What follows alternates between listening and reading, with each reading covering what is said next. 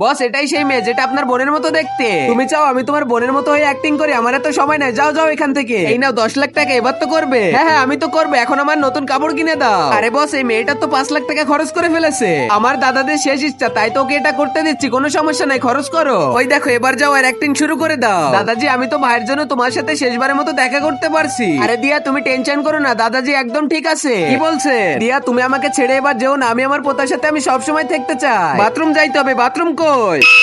এই মেয়েটা আসলে টাকার জন্য এসেছে, কিন্তু আমার দাদাজির তো অনেক খেয়াল রাখতেছে। দাদাজি আপনি তো পুরোই ঠিক হয়ে গিয়েছে, কালকে আপনি হসপিটাল থেকে যাইতে পারে। আরে দিয়ে আমি কতগুলা জামা কাপড় কিনছিলাম, ওগুলা কই? আরে ওগুলা তো আমি ভুলে বেঁচে দিয়েছি। কি বলছো? আচ্ছা ঠিক আছে, এই নাও এই কার্ড দিয়ে সবগুলো আবার কিনে নাও। এরপরে তো আমি সবগুলা টাকা দিয়ে আমি দাদাজির জন্য একটা এসি কিনে নিয়ে আসি। আমাকে আর কিছুদিন সময় দেন, সব টাকা আমি দিয়ে দেবো। প্লিজ আমাকে এই দোকান থেকে বের করে দিয়েন না, অনেকদিন সময় দিয়েছি, আর হবে না, এবার দোকান ছেড়ে চলে যাও। ওর সব টাকা আমি দিয়ে দিব, তারপরে যা হলো। আর আগে মহান আল্লাহকে তুমি ভালোবাসলে লাইক এন্ড সাবস্ক্রাইব করে দাও, আর পার্ট 2 দেখতে চাইলে অবশ্যই কমেন্টে পার্ট 2 লিখো।